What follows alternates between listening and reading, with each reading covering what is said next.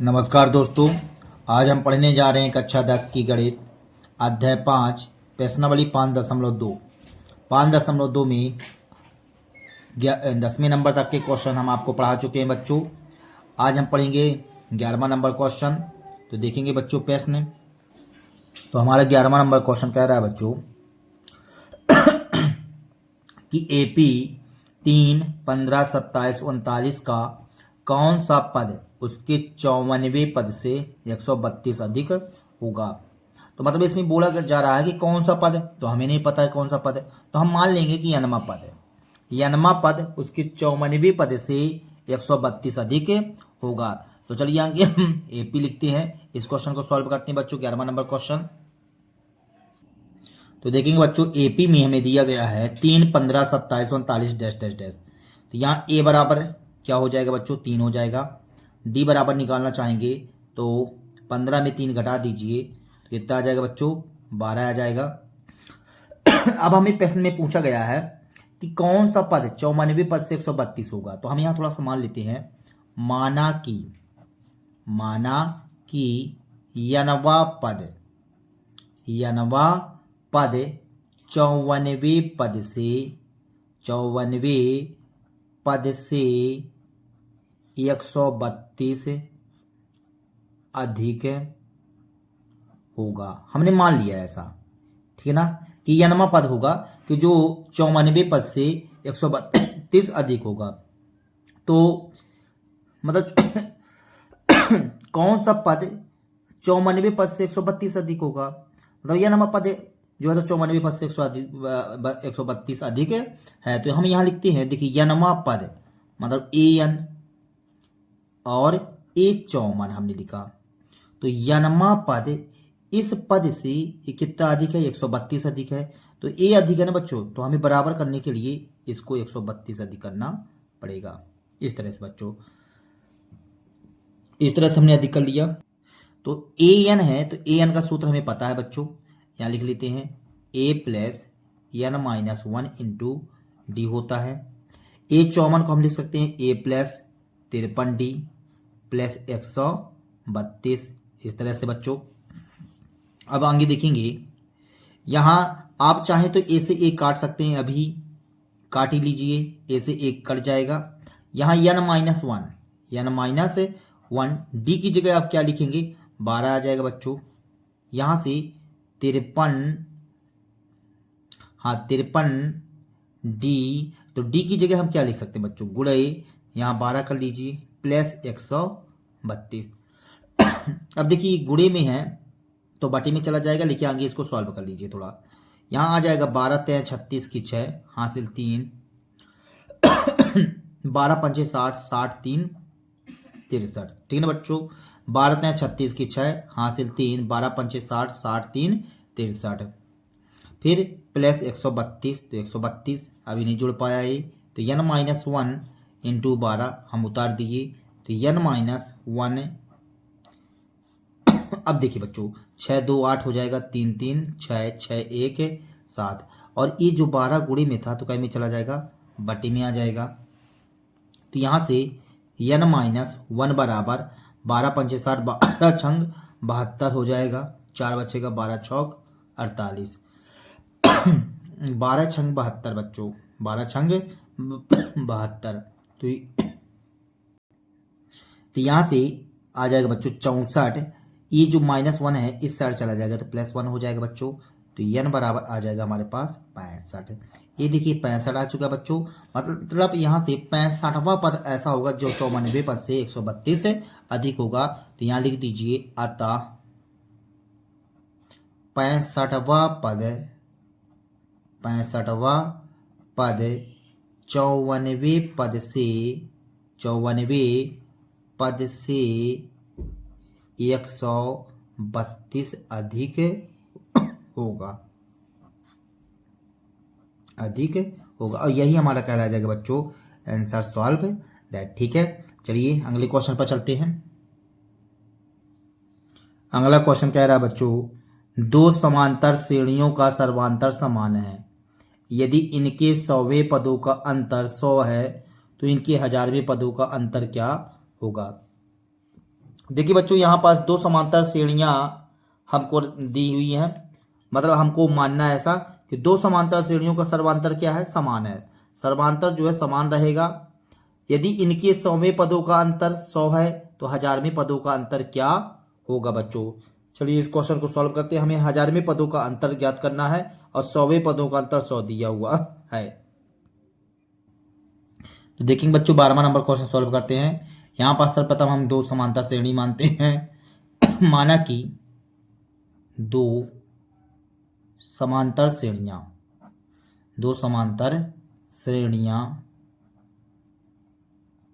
तो पहले शुरू में हम यहाँ मान लेते हैं A1, ये पहली समांतर श्रेणी मान लेते हैं बच्चों।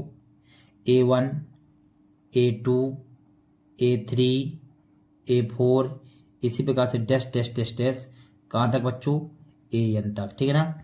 इसी तरह से दूसरी समांतर श्रेणी मानते हैं B1, B2, B3, B4 dash dash dash dash BN बच्चों, ठीक है।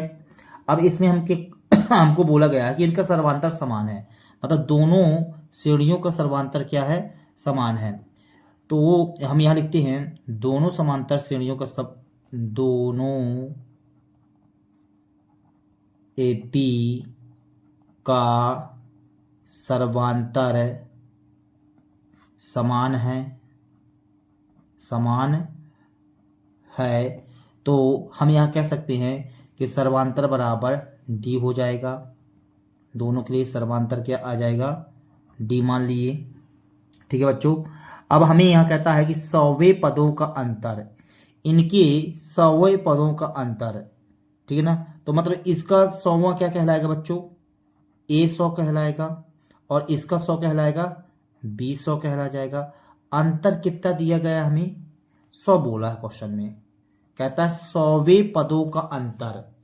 तो इस श्रेणी का 100 कहलाएगा A100 और इस श्रेणी का 100 कहलाएगा B100। अंतर का मतलब घटाना, तो बराबर में 100 हमने कर दिया। तो कहता है 100वें पदों का अंतर 100 है। अब यहां से क्या हम A100 को क्या लिख सकते हैं बच्चों, तो हम A100 को लिख सकते हैं A प्लस 99D, बिल्कुल लिख सकते हैं। अब B100 को क्या लिख सकते हैं, हम B100 को लिख सकते हैं B प्लस 99D। अब बात आती है सर जी ये तो अलग श्रेणी है, ये अलग श्रेणी है, तो यहाँ पास A प्लस 99D तो कर दिए, लेकिन क्या D सेम रहेगा, बिल्कुल सेम रहेगा, क्योंकि दोनों AP का सर्वांतर समान है, बताया गया है। तो सर्वांतर D ही मानेंगे। सर्वांतर क्या मानेंगे बच्चों, D मानेंगे।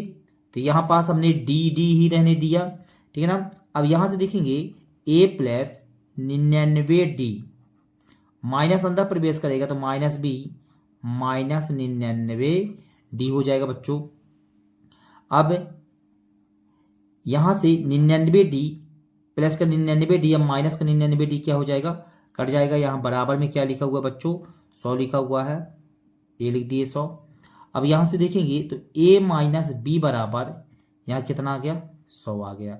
इसे हम समीकरण फर्स्ट मान लेते हैं, समीकरण फर्स्ट, ठीक है। फिर कहता है 1000वें पदों का अंतर ज्ञात कीजिए। तो चलिए 1000वें पदों का अंतर ज्ञात करते हैं। तो A1000 माइनस B1000 होगा, ये B1000 कर दिए। तो 1000वें पदों का अंतर ज्ञात कर रहे हैं, तो A1000 को हम क्या लिख सकते हैं, A प्लस 999D माइनस इसको हम लिख सकते हैं B प्लस 999D, इस तरह से बच्चों। तो यहाँ आ जाएगा A प्लस 999D माइनस अंदर प्रवेश करेगा तो माइनस 999D, इस तरह से बच्चों। अब यहाँ A प्लस, अब देखिए 999D से 999D क्या हो जाएगा, कट जाएगा। यहाँ बचा A माइनस B। अब ये बताइए, यहाँ से करते हैं थोड़ा, यहाँ A1000 माइनस B1000 हम सवाल को हल कर रहे थे, तो यहाँ आ जाएगा A1000 माइनस B1000 का मान A माइनस B आया, A माइनस B आया। हम बोलते हैं यहाँ से समीकरण फर्स्ट से, समीकरण फर्स्ट से बच्चों A माइनस B का मान क्या है, 100 है। यहाँ लिख देते हैं समीकरण फर्स्ट से a माइनस बी का मान रखने पर, तो a माइनस बी का मान रख देंगे बच्चों, तो a माइनस बी का मान 100 है, यहाँ लिख देते हैं। तो यहाँ से आ जाएगा a 1000 माइनस b 1000 बराबर a माइनस बी का मान आपने क्या बताया, 100 बताया। ये समीकरण 1 में ये है ना बच्चों, तो हमने a 100 रख दिया और हमें जो है तो यही ज्ञात करना था। तो यहाँ लिखेंगे अतः, क्या लिखेंगे बच्चों, अतः 1000वें पदों का अंतर बराबर कितना कहलाएगा बच्चों, 100 कहला जाएगा।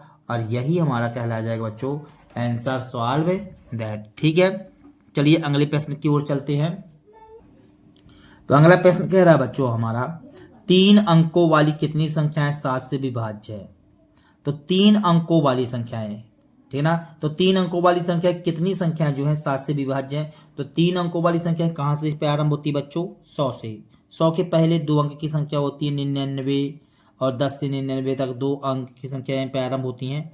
और 100 से प्रारंभ होती है 3 अंकों वाली संख्या और 999 तक। अब इसमें हमको ये भी चेक करना पड़ेगा कि 7 से विभाजित है कि नहीं है। तो चलिए हम इस क्वेश्चन को सॉल्व करते हैं। तो देखेंगे बच्चों आगे हम 3 अंकों वाली संख्याएं लिखते हैं यहाँ पास, 3 अंकों वाली संख्याएं। तो 3 अंकों वाली संख्याएं कौन कौन सी होती हैं, कहां से प्रारंभ होती हैं, 100 से प्रारंभ होती बच्चों, 100, फिर 101 होता है, फिर 102 होता है, फिर 103 होता है। ठीक है, इस तरह से प्रारंभ होता है बच्चों। 103 हो गया, फिर इसके बाद 104 हो गया, 105 हो गया, ऐसे बढ़ता जाता है बच्चों। ठीक है ना, और ये कहाँ तक जाएगा, ये चला जाएगा आपका 999 तक बच्चों, ये 999 तक चला जाएगा। ठीक है ना, 100 से प्रारंभ होगा और 999 तक। 999 के बाद 1000 आएगा जो 4 अंकों की संख्या होगी बच्चों। ठीक है, तो ये तो 3 अंकों की संख्या हो गई, लेकिन हमको एक शर्त और बोलता है कि 3 अंकों की संख्या तो हो लेकिन 7 से विभाज्य हो। तो यहां लिखती है 3 अंकों की संख्या, 3 अंकों वाली 7 से विभाजित संख्याएं, 7 से विभाजित संख्याएं। तो हमें 7 से विभाजित संख्याओं की एपी बना लेना है। तो देखेंगे यदि इसमें 3 का भाग करेंगे तो भाग नहीं जाएगा, इसमें 3 का भाग करेंगे तो नहीं जाएगा, लेकिन इसमें चला जाएगा। तो 3 तिकाई 9 और 1 बचेगा, 3 चौको 12, मतलब इसमें भाग चला जाएगा बच्चों। ठीक है ना, 3 तिकाई 9, 3 चौको 12, मतलब 102 आ जाएगा, 102 आ गया। अब यदि 3 जोड़ देंगे तो 3 2 5, मतलब 105 आ जाएगा। फिर और आगे निकालना चाहेंगे तो 5 3 8, 108 आ जाएगा। ये देखिए 108 आ गया।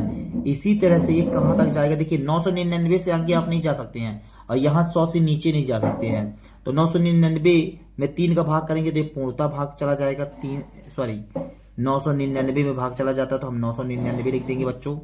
ठीक है, हम भाग करने लगते हैं यहाँ पास। तो ये 3 से विभाजित हो जाती है संख्या, इसका मतलब ये होगा कि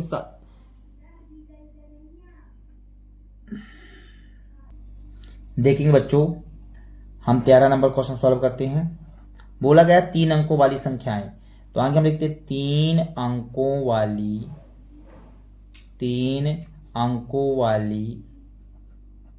संख्याएं आगे 3 अंकों वाली संख्याएं लिखिए बच्चों। तो 100 से प्रारंभ होती है, फिर 101 आएगा, 102 आएगा, 103 आएगा, 104 आएगा, 105 आएगा बच्चों। ठीक है ना, इस तरह से आएगा। ठीक है, और डैश डैश डैश डैश करके कहाँ तक जाना है बच्चों, हमको 999 तक। 999 से ऊपर नहीं जा सकते हैं आप, ठीक है ना, क्योंकि 999 से ऊपर जाएंगे तो 1000 जो 4 अंकों की संख्या बन जाएगी। लेकिन एक शर्त ये थी कि 3 अंकों वाली तो हो, 3 अंकों वाली तथा साथ में क्या होना चाहिए, 7 से विभाज्य होना चाहिए। तो 3 अंकों वाली संख्याएं जो 7 से विभाज्य हैं, 7 से विभाज्य है, हमें ऐसी संख्याएं पकड़ना था कि 3 अंकों की तो हो, देखिए साथ साथ में क्या होना चाहिए बच्चों, वो 7 से विभाजित भी होना चाहिए। तो ये बताइए, यदि हम इसमें भाग करना चाहेंगे 100 में ना, तो देखिए 100 में यदि हम भाग करने का प्रयास करते हैं तो क्या 100 में भाग चला जाएगा पूर्णतः, ठीक है ना। आगे आपको ये चेक करना पड़ेगा कि क्या 100 में पूर्णतः भाग चला जाएगा कि नहीं जाएगा, ठीक है ना। तो चलिए हम देख लेते हैं थोड़ा।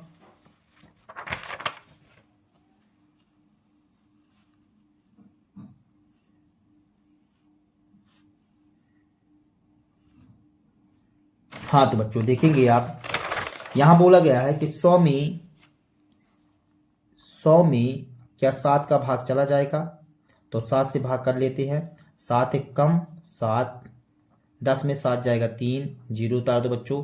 देखिए कम नहीं कर सकते हैं आप ओवर जा सकते हो, कम नहीं कर सकते हैं, ठीक है ना। कि आप 7 चौक 28 करो तो 30 में और घटा दो, तो 7 पना 35, 7 पना 35, तो 10 में अब देखिए इसको उल्टा घटा लीजिए थोड़ा सा, तो यहाँ बचेगा 35 में 30 चला जाएगा तो 5 आ जाएगा, उल्टा घटाइए बच्चों, तो 5 आ जाएगा। इसका मतलब ये हुआ कि कमी कितनी की पड़ रही है, 30 रुपए तो था, लेकिन 35 होता तब ना पूरा पूरा करता, ठीक है। मतलब 5 रुपए की कमी पड़ रही है, मतलब यदि 100 में आप 5 रुपए दे दो तो कितना हो जाएगा, 105 हो जाएगा, और 7 का भाग चला जाएगा। आप करके भी देख सकते हैं बच्चों, यहाँ पास 7 एक कम 7, 3 बचा 7 पना 35, मतलब 105 से प्रारंभ हो गई ये संख्या जो 7 से विभाजित होगी। तो हम यहाँ लिखते हैं 105, आपने बताया तो 105 लिख दिए। आगे आप जोड़ते जाइए, 7 7 5 12, 112 आ जाएगा। फिर आप जोड़ दीजिए 7 तो 119 आ जाएगा बच्चों, इस तरह से। देखिए डैश डैश डैश डैश। अब आप 999 में भी चेक कर लीजिए कि 7 का भाग जाता है कि नहीं जाता। इसमें आगे नहीं बढ़ सकते बच्चों, आगे बढ़ेंगे आप यदि 1 रुपए भी आगे बढ़ जाएंगे ना, तो ये जो है तो 4 अंक की संख्या बन जाएगी, तो आगे नहीं जा सकते, इसमें पीछे रहिए। और यहाँ पास आप आगे जाना पड़ेगा, पीछे नहीं जा सकते हैं। तो यहाँ 999 हम लेते हैं, 999 हम लेते हैं। 999 में यदि 7 से भाग करते हैं तो 7 एक कम 7 आएगा। 9 में 7 जाएगा, कितना बचेगा बच्चों, यहाँ पास 2 बचेगा। फिर 9 उतार दिए, 7 तरीके 21, 7 चौक 28 आ जाएगा। 9 में 8 गया, एक कट्टम बट्टम क्या उतारेंगे 9, तो 7 दूनी 14 आ जाएगा।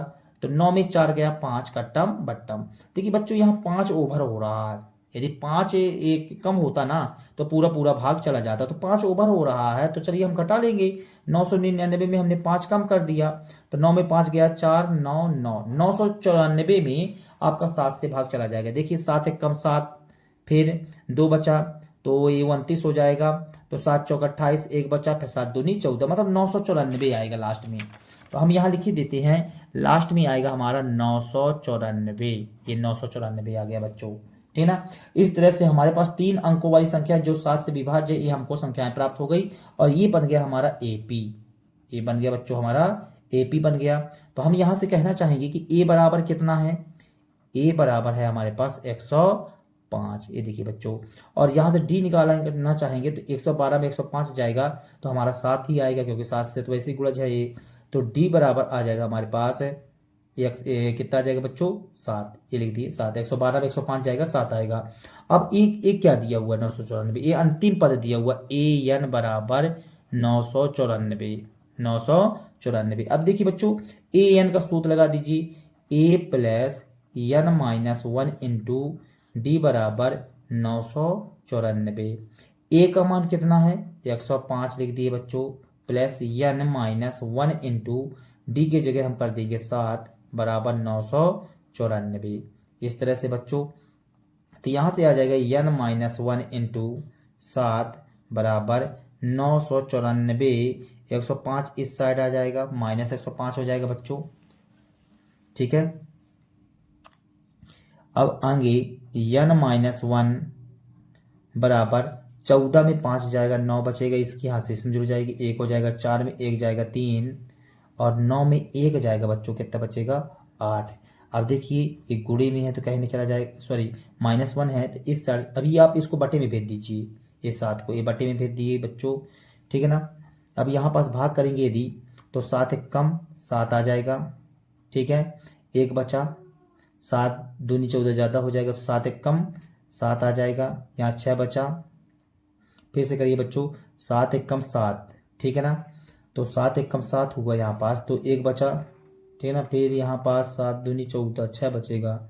7 चंग 42, 7 7 49, 7 8 56, 7 9 63।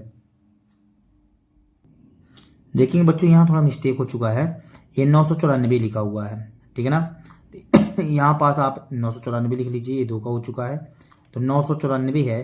तो अब घटाइए बच्चों यहाँ पास, तो देखेंगे 14 में 5 गया 9, इसकी यहाँ से इसमें जुड़ जाएगी 1 हो जाएगा। 9 में 1 जाएगा तो 8 आएगा, और 9 में 1 जाएगा तो 8 आ जाएगा बच्चों, 889 आएगा। 889 ये 7 गुड़ी में था तो बटे में आ जाएगा, ये बटे में कर दिए। अब यहाँ पास 7 एक कम 7, फिर हमारे पास 1 बचेगा तो 7 दूनी 14 आ जाएगा बच्चों। 7 दूनी 14, फिर 4 बचा, 7 7 49 आ जाएगा बच्चों, ठीक है ना। अब ये -1 था इस साइड, तो ये +1 बन जाएगा। तो यहाँ से हो जाएगा बच्चों n बराबर 127 + 1 करेंगे तो 128 आ जाएगा। इस तरह से हम पदों की संख्या ज्ञात कर सकते हैं। तो हमसे पूछ रहा था कि 3 अंकों वाली कितनी संख्या 7 से विभाज्य है, तो हम यहाँ लिखेंगे 3 अंकों वाली 3 अंकों वाली 3 अंकों वाली 3 अंकों वाली ऐसी संख्याएं जो 7 से विभाजित हैं, कितनी है बच्चों, ठीक है ना। तो हम बता देंगे 128 बता देंगे बच्चों इस तरह से कि 3 अंकों वाली कितनी संख्याएं जो है तो 7 से विभाजित है, तो 128, और यही हमारा कहला जाएगा आंसर सॉल्व दैट। चलिए अब हम चलते हैं 14 नंबर क्वेश्चन में बच्चों। 14 नंबर क्वेश्चन कह रहा है 10 और 250 के बीच में 4 के कितने गुणज हैं। देखिए 10 और 250 के बीच में 4 के कितने गुणज हैं, तो आगे हम 10 और 250 के बीच में आगे 4 के गुणज लिखते हैं, ठीक ना। तो चलिए इस क्वेश्चन को सॉल्व करते हैं। तो देखेंगे बच्चों, हम यहाँ लिखते हैं 10 और 250 के बीच में ऐसी संख्याएं जो 4 से विभाजित हैं, 4 से विभाजित हैं। तो 10 और 250 के बीच में बताना है। तो देखिए बच्चों 4 का 4, 4 दूनी 8, 4 तय 12 आएगा, 4 के पहाड़ा में 12 आएगा, तो यहाँ 12 लिख दीजिए, क्योंकि 12 जो है आपका 10 और 250 के बीच में आएगा। 4 दूनी 8 तो नहीं आएगा, यहाँ AP भी लिख लीजिए बच्चों, ठीक है ना। 12 आएगा, 4 तय 12, 4 चौको 16, 4 पंचे 20, इस तरह से बच्चों। तो स्टार्टिंग पीरियड की आपको 3 संख्याएं लिखना पड़ेगा। फिर लास्ट में आप देखिए बच्चों, यदि 4 से भाग करते हैं तो क्या है, भाग चला जाएगा, 4 छंग 24, 1 बचेगा, 4 दूनी 8 नहीं जाएगा बच्चों, ठीक है ना। तो यहाँ पास वैसे कहा जाए तो कितना ज़्यादा हो जाएगा बच्चों, ये 4 सते 28, 4 सते 28, मतलब चलिए हम भाग करके चेक कर लेते हैं 250 में।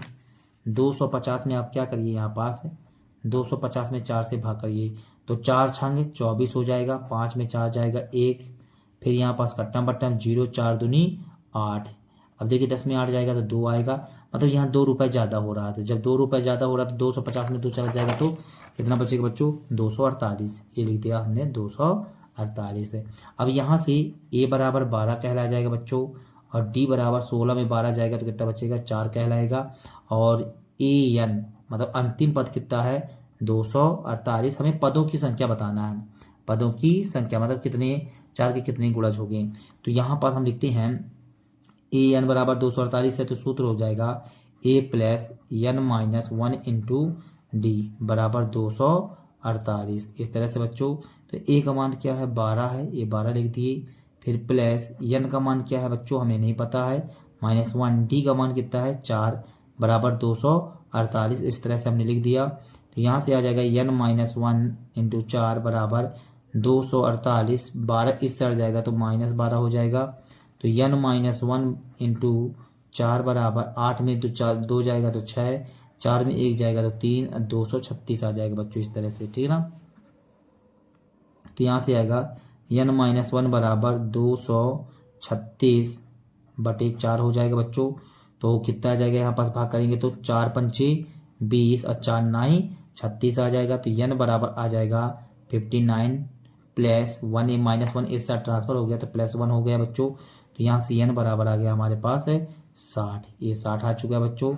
अब आपसे इस प्रश्न में पूछ रहा था कि 10 और 250 के बीच में 4 से ऐसी कितनी संख्याएं विभाजित हैं। तो यहाँ लिख देंगे 10 और 250 के बीच कितने से बच्चों, 4 से विभाजित संख्याएं, 4 से विभाजित संख्या कितनी हो गई बच्चों, 60 हो गई। तो ये हमने लिख दिया 60 है, यही हमारा कहला जाएगा आंसर सॉल्व दैट बच्चों। इस तरह से हमने इस क्वेश्चन को सॉल्व कर दिया। चलिए अगले क्वेश्चन पर चलते हैं, 15 नंबर क्वेश्चन पर। तो 15 नंबर क्वेश्चन कह रहा है बच्चों, n के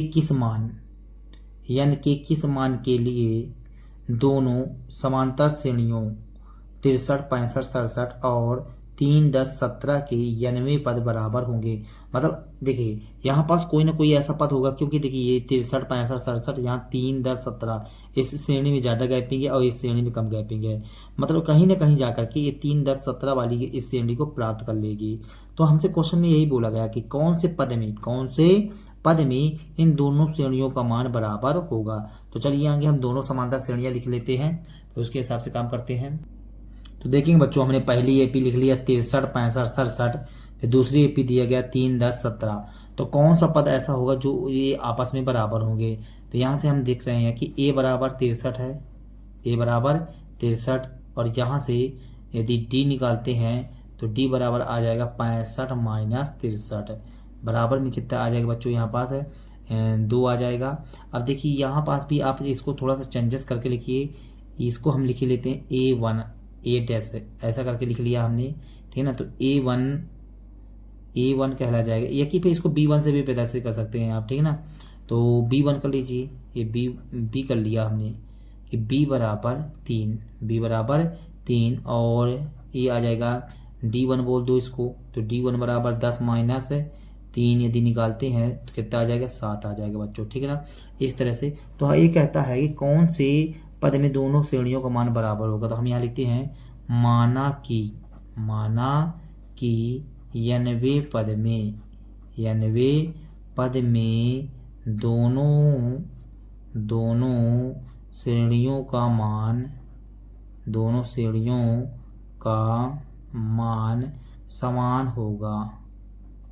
समान होगा बच्चों। इस तरह से हमने लिख दिया कि दोनों समांतर श्रेणियों का मान समान होगा। तो यहाँ से हम क्या करते हैं, देखिए यदि इस श्रेणी के अनुसार सूत्र लिखते हैं तो यहाँ सूत्र में बनेगा an, तो मतलब a plus n minus 1 into d होता है। अब दोनों समांतर श्रेणियों का मान क्या करना है, बराबर करना है बच्चों, ठीक है ना।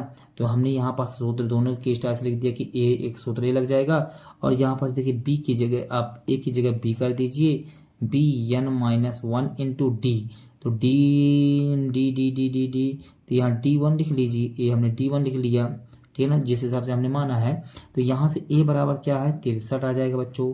n का मान हमें नहीं पता है, और d का मान कितना है बच्चों, d का मान है इंटू में 2 बराबर b का मान कितना है 3 प्लस n का मान हमें नहीं पता है, और यहाँ d1 का मान कितना है बच्चों 7। तो ये 7 लिख दिए, 7 है, ठीक है। अब यहाँ से कितना आ जाएगा, देखिए 63, तो 63 3 इस साइड आएगा तो -3 हो जाएगा, -3 प्लस 2 का गुणा अंदर करिए, 2 या कम 2 हो जाएगा। यहाँ से 3 तो ट्रांसफर हो गया बच्चों, तो 7 का गुणा n से करेंगे तो 7n हो जाएगा, और 7 एक कम 7 हो जाएगा, ठीक है। 63 में 3 चला जाएगा तो 60 बचेगा, और 60 में 2 चला जाएगा तो 58 बचेगा। 58 2n बराबर 7n माइनस 7 बच्चों। अब देखिए यहाँ से यहाँ कितना हुआ बच्चों, 63 में 3 चला गया तो 60, 60 में 2 गया तो 58, ठीक है। 58 प्लस 2m कहला जाएगा यहाँ से। अब देखिए 2n तो 2n, 7n इस साइड है तो -7n हो जाएगा। ये 7n को इस साइड भेज दिए, -7 तो -7, 58 को इस साइड भेज दिए तो 58 हो जाएगा। 7 n में 2 n गया तो -5 n आ गया, माइनस माइनस प्लस 7 दूनी 14 15 5 हाथ से 5 1 6 -65 आ जाएगा। तो n बराबर -65 बटे -5 आ जाएगा। तो n बराबर आ जाएगा 5 कम 5 5 15 हो जाएगा बच्चों। 13×5 होता है ना। तो इस तरह से n का मान आ चुका है हमारे पास, n बराबर 13 आ गया। तो हमसे क्वेश्चन में क्या पूछ रहा था कि किस श्रेणी में इनका मान आपस में बराबर होगा, कौन से पद में। तो यहाँ लिखेंगे 13वें पद में, 13वें पद में दोनों पदों का मान, दोनों पदों का मान समान होगा। दोनों पदों का मान क्या होगा बच्चों, समान होगा, इस तरह से। और ये हमारा आंसर सॉल्व दैट कहला जाता है बच्चों, ठीक है। और देखेंगे बच्चों 16 नंबर क्वेश्चन, वह एपी ज्ञात कीजिए जिसका तीसरा पद 16 है और सातवां पद 5वें पद से 12 अधिक है। कह रहा है कि वह एपी ज्ञात कीजिए जिसका तीसरा पद 16, तीसरा पद 16 दिया गया है और सातवां पद 5वें पद से 12 अधिक है बच्चों।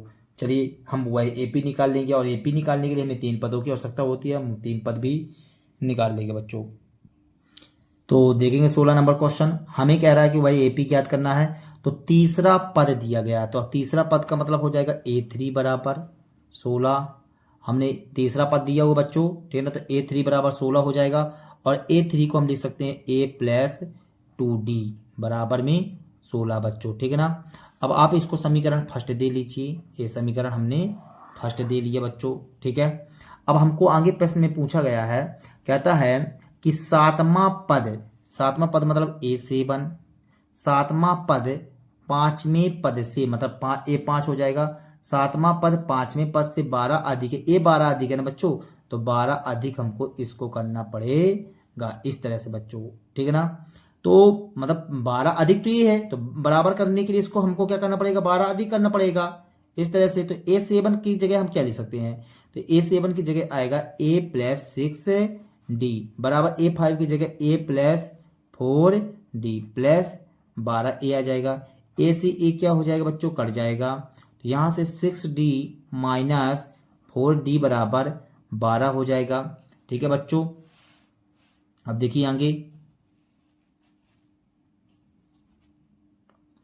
तो यहाँ पास ऐसा आ जाएगा। तो 6D में 4D चला जाएगा तो कितना बचेगा बच्चों, तो 2D आएगा, 2D बराबर 12 हो जाएगा। तो यहाँ से D बराबर आ जाएगा 12/2, तो D बराबर आ जाएगा 6। ये आ गया हमारे पास D का मान 6 बच्चों। तो आप D का मान समीकरण 1 में रख दीजिए। तो यहाँ लिखिए D का मान समीकरण फर्स्ट में रखने पर तो चलिए D का मान हम समीकरण फर्स्ट में रख देते हैं बच्चों। तो समीकरण फर्स्ट है A+2D, D की जगह हम क्या लिख देंगे, 6 लिख देंगे, बराबर में 16 लिखा हुआ तो 16 लिख दिए। यहाँ से बच्चों A+6 12 हो जाएगा, बराबर में 16। तो A बराबर 16 माइनस 12 आएगा।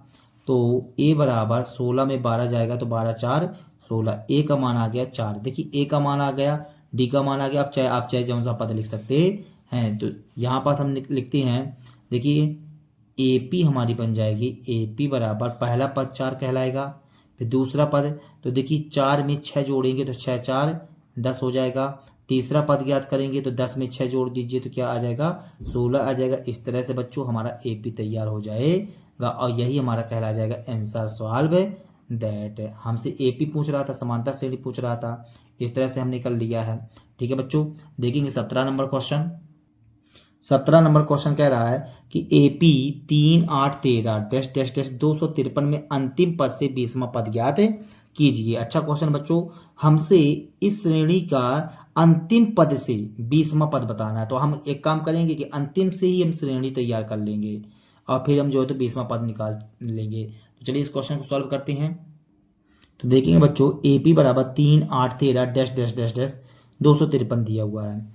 यहाँ A बराबर 3 है और सर्वांतर कितना है, 8 में 3 जाएगा तो 5 आएगा, ठीक है ना। 8 में 3 चला जाएगा तो 5 आएगा, मतलब 5 5 का अंतर है। तो जब ये बढ़ रहा है तो हम घटते की ओर चलेंगे। तो आगे हम क्या लिखते हैं, अंतिम पद से, अंतिम पद से ए पी, अंतिम पद से ए पी हम बनाते हैं बच्चों। तो अंतिम पद से ए पी आएगा हमारा 253 आगे आएगा, ये 253 लिख दिए। 253 में देखिए 5 5 की बढ़ोतरी हो रही थी, हम 5 घटा देंगे। तो 253 में आप यदि 5 घटाते हैं तो 248 आ जाएगा। ये देखिए हमने 5 घटा दिया, 8 5 13। अब यहाँ फिर आप 5 घटा देंगे तो कितना आ जाएगा बच्चों, 243 आ जाएगा, है ना। 5 3 8 इस तरह से आ जाएगा बच्चों। तो डैश डैश डैश डैश इसी तरह से एक एक लास्ट में आएगा, यहाँ पास 13 आएगा, फिर 8 आएगा, फिर 3 आ जाएगा बच्चों। इस तरह से आ जाएगा। तो यह ए पी कहला गया अंतिम पद से। तो ये बताइए ए बराबर कितना आ जाएगा, 253, और डी बराबर 248 में अपन 253 घटाएंगे तो कितना आ जाएगा, डी बराबर -5 आ जाएगा। ए आ गया -5, तो ए बराबर 253, डी बराबर -5 आ गया। तो कह रहा था अंतिम पद से 20वां पद ज्ञात करने के लिए बोल रहा था हमको क्वेश्चन। तो ए 20 बराबर आ जाएगा हमारे पास ए प्लस 19D, ए प्लस 19D। तो ए की जगह हम लिखेंगे 253, ये 253 लिख दिए, 19D की जगह हम लिख देंगे -5। तो यहाँ से आ जाएगा 253 बराबर 19 पना 95 होता है, 19 दुनिया 19 3 57 19 पना 95 होता है बच्चों। यहाँ से अब इसको घटाएंगे तो 13 में 5 जाएगा 8, इसके यहाँ से इसमें जुड़ जाएगी 10 हो जाएगा, 15 में 10 जाएगा तो 5, और 15 में 10 गया 5, इसके यहाँ से यहाँ हो जाएगी 2 में 1 जाएगा तो 1 है। तो ए 20 का मान क्या आ गया बच्चों हमारे पास है 158। मतलब कहा जाए तो अंतिम पद से 20वां पद कहला जाएगा। यहाँ पास लिख दीजिए अंतिम पद से, अंतिम पद से, अंतिम पद से 20वां पद, 20वां पद, 20वां पद कितना कहला गया बच्चों, 158। और यही हमारा कहला जाएगा आंसर सॉल्व दैट बच्चों। चलिए अगले क्वेश्चन पे चलते हैं, देखेंगे बच्चों। 18 नंबर क्वेश्चन कह रहा है, 18 नंबर क्वेश्चन कहता है बच्चों, किसी एपी के चौथे और 8वें पदों का योग 24 है तथा छठे और 10वें पदों का योग हमें दिया गया है 44 है। तो इस एपी के प्रथम 3 पद ज्ञात कीजिए। तो हमें चौथे एवं 8वें पदों का योग 24 दिया गया है और छठे और 10वें पदों का योग दिया गया है। तो चलिए इस क्वेश्चन को हम सॉल्व करते हैं बच्चों। तो 17 नंबर क्वेश्चन सॉल्व करते हैं बच्चों। हमें चौथे और 8वें पदों का योग 24 दिया गया है, तो मतलब A4 प्लस A8 है। चौथे और 8वें पदों का योग कितना दिया गया बच्चों, 24 दिया गया, हमने 24 लिख दिया। देखिए चौथवा पद और 8वां पद, ठीक है ना। चौथे और 8वें पदों का योग 24 है। यहाँ पास लिखना चाहें तो लिख सकते हैं, चौथे तथा 8वें पदों का योग, 8वें पदों का योग जो है कितना दिया गया बच्चों, 24 दिया गया है। तो हमने ये 24 लिख दिया। चौथे और 8वें पदों का योग कितना दिया गया बच्चों, 24, तो हमने 24 लिख लिया। तो यह मतलब ये चौथा कहला गया और 8वां कहला गया, इनका योग जो है 24 है। इसको हम थोड़ा सा बदल रहे हैं, इसको हम लिख सकते हैं a + 3d, और इसको हम लिख सकते हैं बच्चों a + 7d बराबर में 24 हो जाएगा। एक कितना बन जाएगा, ये 2a बन जाएगा, और 7 3 10d हो जाएगा, बराबर में 24 आ जाएगा बच्चों। यहाँ से आप 2 कॉमन करेंगे यदि, तो a + 5d आएगा, बराबर में 24 बच्चों, ठीक है ना। यहाँ से 2 कॉमन कर लिया तो a बचा, यहाँ 2 पंचे 10, यहाँ से एक गुणे में है तो कहे में जाएगा बच्चों, ये चला जाएगा बटे में, तो 24/2 कर देंगे, तो यहाँ से आ जाएगा a + 5d बराबर 12 दूनी 24, और ये कह रहा जाएगा हमारा समीकरण फर्स्ट बच्चों, ठीक है। अब चलिए आगे पुनः प्रश्न से करते हैं। कहता है कि छठे और 10वें पदों का योग, तो छठे और 10वें पदों का योग हमें दिया गया बच्चों 44, तो हम यहाँ लिख लेते हैं 44, ये 44 लिख लिए। अभी बताइए छठे का मतलब A6 हो गया, और 10वें पद का मतलब A10 हो जाएगा, बराबर में 44 हो जाएगा। तो A6 का मतलब हो जाएगा a + 5d आएगा, और यहाँ से a + 9d आएगा, बराबर में 44 आ जाएगा। तो एक ए क्या हो जाएगा, 2a हो जाएगा बच्चों, और 9 5 14 डी हो जाएगा, बराबर में 44 आएगा। यहाँ से 2 हम कॉमन कर लेंगे यदि, तो a प्लस है कितना आ जाएगा 7 डी, 2 7 14 होता है, तो यहाँ हमने 44 लिख दिया। अब देखेंगे आगे a प्लस 7d बराबर 44/2, तो यहाँ से a प्लस 7d बराबर कितना आ जाएगा बच्चों, 22 आ जाएगा। हमारे पास दूसरा समीकरण तैयार हो गया, हमने दूसरा समीकरण लिख लिया। अब इसमें से हमें समीकरण फर्स्ट एवं सेकंड से कर लीजिए बच्चों सवाल को हल। समीकरण फर्स्ट एवं सेकंड से, तो फर्स्ट एवं सेकंड से इसको सॉल्व करेंगे। तो फर्स्ट है हमारा a प्लस 5d बराबर 12 और a प्लस 7d बराबर क्या आ जाएगा बच्चों, 22 आ जाएगा। अब हम इसको किसी नियम से करेंगे, घटाने पर बच्चों, तो घटाने पर लिख दीजिए। यहाँ से चिन्ह बदल जाएगा, प्लस की जगह माइनस हो जाएगा, प्लस की जगह माइनस हो जाएगा, प्लस की जगह माइनस हो जाएगा, a से a कट जाएगा, 7 में 5 जाएगा तो -2d आएगा, 22 में 12 कम कर देंगे तो माइनस का चिन्ह आएगा, 2 में 2 गया 0, 2 में 1 गया 1 आएगा। अब देखिए माइनस से माइनस कट जाएगा, यहाँ से d बराबर 10/2 करेंगे तो d बराबर आ जाएगा हमारे पास 5, ठीक है ना। अब हमारे पास d का मान आ चुका है, और d का मान हम समीकरण 1 में रखते हैं। तो d का मान समीकरण फर्स्ट में रखने पर, तो d का मान समीकरण फर्स्ट में रखेंगे तो देखिए a प्लस 5d लिखा हुआ है, तो 5 इंटू डी की जगह हमने 5 कर दिया, बराबर में 12 कर दिए इस तरह से, ठीक है ना। तो यहाँ से a 5 25 बराबर 12 हो जाएगा, तो a बराबर आ जाएगा 12 माइनस 25, तो a बराबर आ जाएगा हमारे पास 12 दूनी 24 मतलब 13 आ जाएगा बच्चों। एक का भी मान आ चुका है हमारे पास, ए का मान आ चुका, डी का मान आ चुका। अब हमें ज्ञात क्या करना है, हमें ज्ञात करना है एक एपी तैयार करना है, ठीक है ना। तो पहला पद होना चाहिए, दूसरा पद होना चाहिए, तीसरा पद होना चाहिए, चौथा पद भी होना चाहिए। तो मतलब 3 पद तो होने ही होने चाहिए। तो ए बराबर 13, डी बराबर 5 हमें प्राप्त हो चुका है बच्चों, ठीक है ना। तो देखेंगे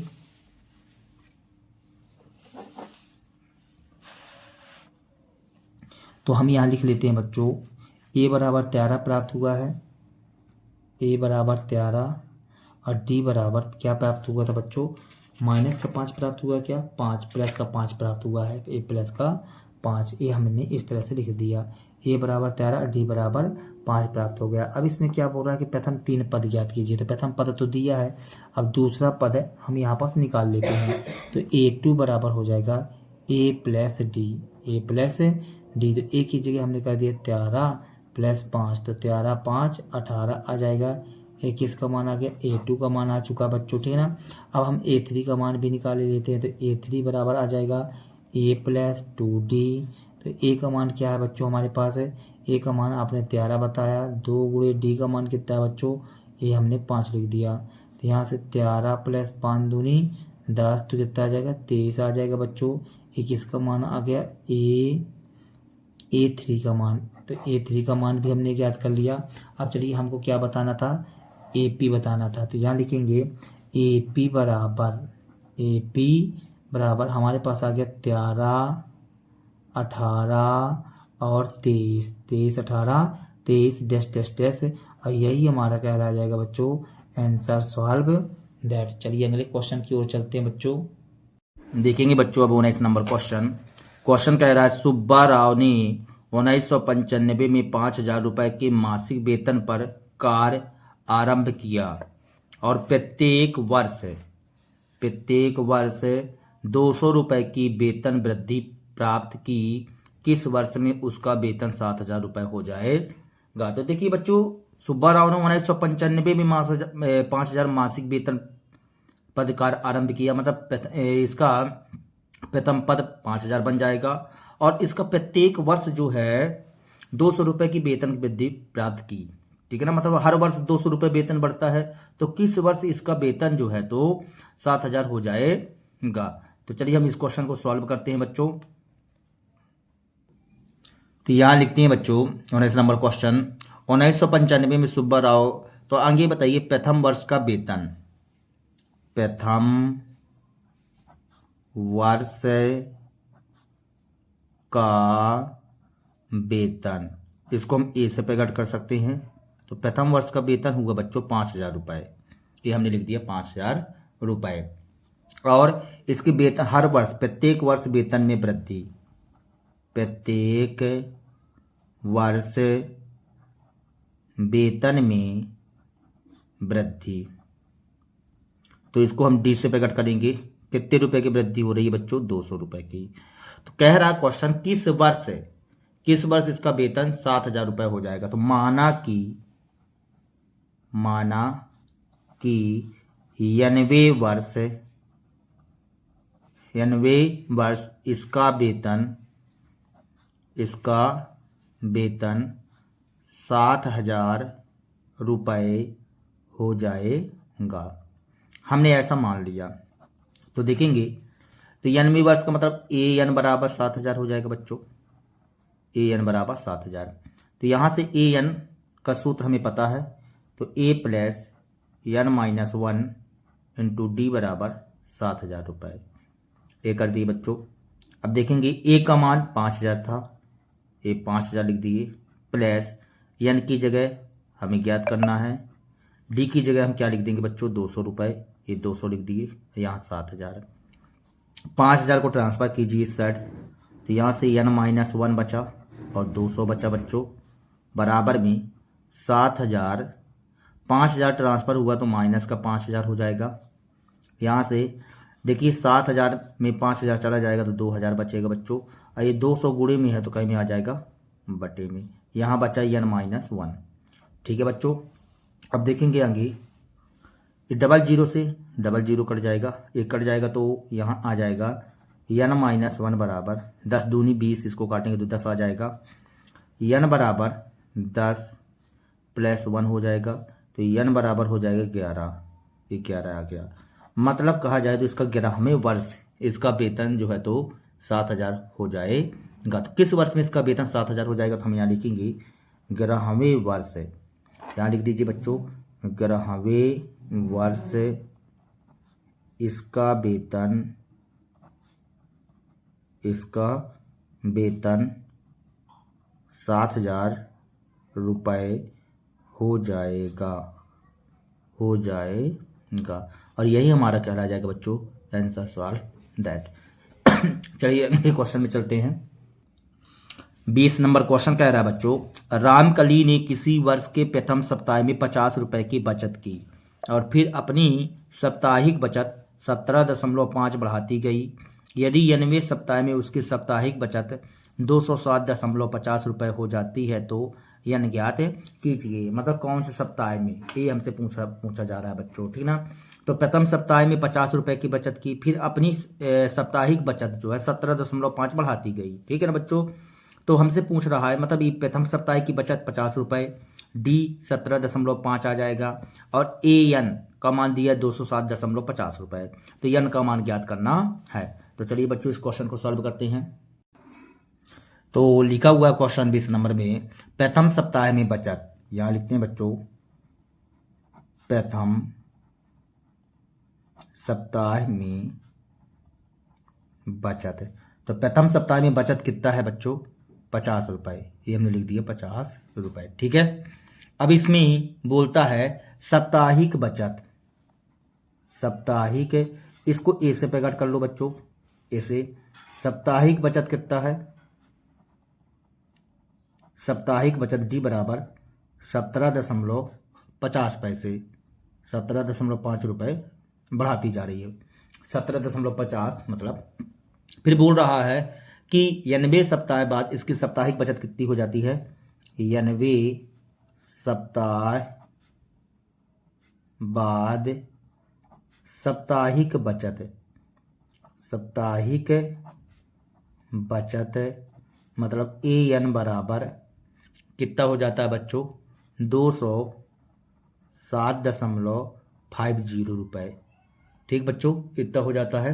तो एन का मान ज्ञात करना, तो ए एन का सूत्र हमें पता है, तो a plus n minus 1 into d बराबर 207.50 रुपये। यहाँ से ए का मान क्या है? 50 लिख दीजिए, प्लस n की जगह हम क्या लिख देंगे बच्चों n की जगह अभी हमको नहीं पता है, d की जगह हम क्या लिख देंगे 17.5 ये लिख दिए, बराबर में 207.50 ये कर दिए। यहाँ से आ जाएगा n-1 और 17.5 बराबर 207.50 माइनस 50 आ जाएगा बच्चों। यहाँ से देखिए इसको हम माइनस कर लेते हैं थोड़ा आगे, n-1 और 17.5 बराबर, अब इसको आप घटा लीजिए बच्चों।